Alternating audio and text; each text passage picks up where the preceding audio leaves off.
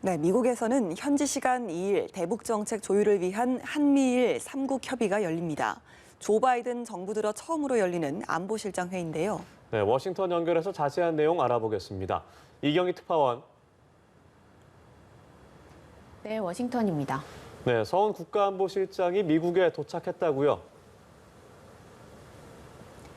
네, 서훈 청와대 국가안보실장이 현지 시간 금요일에 열리는 한미일 안보실장 회의 참석을 위해 미국 뉴욕에 도착했는데요. 뉴욕에서 북미 채널을 점검한 뒤 회의 참석을 위해 이동할 예정입니다. 조 바이든 행정부 출범 이후 처음으로 열리는 한미일 안보실장 회의는 백악관이 아닌 메릴랜드주 아나폴리스의 해군 사관학교에서 열립니다. 서 실장은 한미일 회의와는 별도로 제이크 설리번 백악관 국가안보보좌관, 기타 무라시게로 일본 국가안보국장과 각각 양자회담을 통해서도 대북 공조 방안을 논의할 예정입니다. 백악관 부대변인은 이번 협의에서 한미일 안보실장이 검토 최종 단계에 접어든 미국의 대북 정책을 논의하길 고대한다고 밝혔는데요. 북한이 이웃국과 국제사회에 제기하는 위협의 증가에 대응하기 위해 모든 가능한 선택지에 대한 평가를 포함해 범정부 차원에서 철저한 검토를 해왔다면서 도널드 트럼프 전 행정부를 비롯해 전직 당국자 등에게서 다양한 의견을 청취했다고 설명했습니다. 네, 미국의 대북 정책 검토 막바지 단계에서 열리는 최종 협의입니다. 한일 양국의 목소리가 어느 정도 반영될지가 관심이라고요. 네, 이번 회의는 대북 정책 검토 막바지 단계에 있는 바이든 정부가 관련된 핵심 동맹들과 의견을 조율하기 위해 소집한 회의라는 점에서 중요한데요.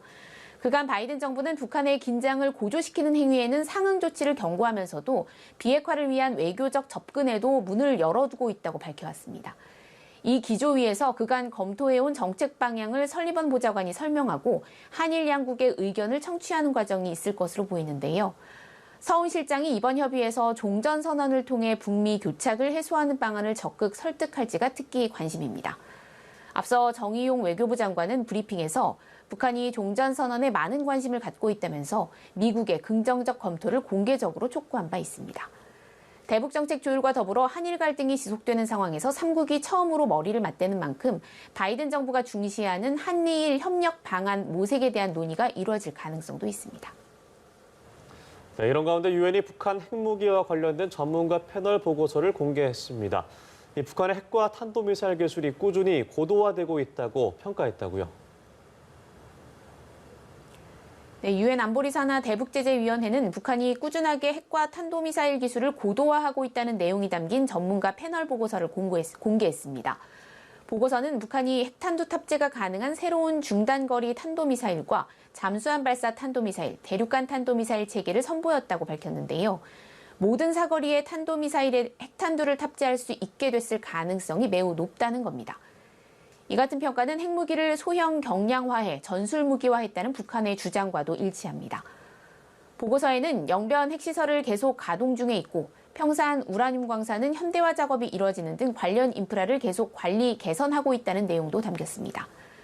또 핵미사일 개발 지원을 위해 북한이 2019년부터 지난해 11월까지 3,500억 상당의 가산자산을 해킹해 중국을 통해 돈 세탁을 했다면서 그 배후에는 정찰 총국이 있다고 지목했습니다.